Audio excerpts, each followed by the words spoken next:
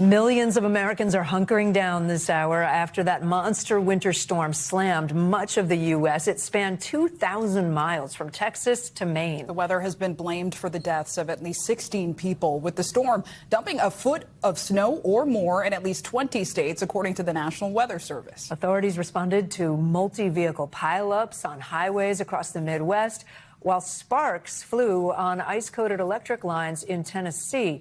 The weather has knocked out power for hundreds of thousands of people in dangerously cold conditions. We have team coverage this hour. NBC News correspondent Kathy Park is in Memphis, Tennessee. NBC News correspondent Ryan Chandler is in Dallas. And NBC News meteorologist Bill Cairns has our full forecast. Kathy, we'll start with you. The South has been hit quite hard by the storm system. What are conditions like today in the state? Hey, Zinkley, good afternoon to you. It kind of really depends on where you are. So here in West Tennessee, in Memphis, it was more of a snow event. We kind of didn't have much of that icing that you're seeing in Middle Tennessee right now. We got about 4 inches of snow here in Memphis. And when you look around, some of these residential roads still pretty snowed in, just several layers of snow on the ground. Meanwhile, a block away here on the world famous Beale Street, you'll notice that crews have done a pretty good job plowing this block, but you'll notice all the businesses are pretty much closed. It's like a ghost town right now in this city. We have seen some tourists walking through here, but Zinkley, as you know, here in the South, we're not used to weather like this, so I had a chance to speak with some residents about how good they felt just kind of preparing for this winter storm. Take a listen. Is Tennessee ready to tackle weather like this typically? To be honest, I don't think so. How does this community deal with it? Does it kind of shut down? Yes, it does. It shut down. It shut down. We're not prepared for this. Meanwhile, in Middle Tennessee, Davidson County, hundreds of thousands of customers are still without power. There are some extraordinary pictures coming out of that area right now. At least a ½ an inch of ice coating tree limbs, power lines, and this is leading to widespread power outages. We know crews are working around the clock, at least 16-hour shifts. We know they're going to be actually doubling basically the manpower on the ground right now, and they're also receiving support from surrounding communities. We know a team in Memphis is headed there right now, or on the ground there, just offering their assistance as the repair work continues. But we're told that this will likely be a multi-day event. Zinkley? Kathy, thank you so much. I love the kids right behind you, Kathy, are playing in the snowbanks there. Ryan, let me go to you. You're in Dallas. Parts of Texas might be colder today than the northern states, right? How is the power grid there?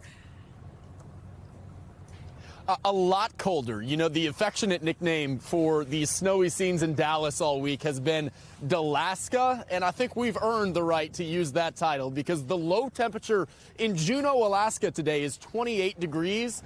The low here, just 9. So we are far colder than way up north, as are many southern cities today.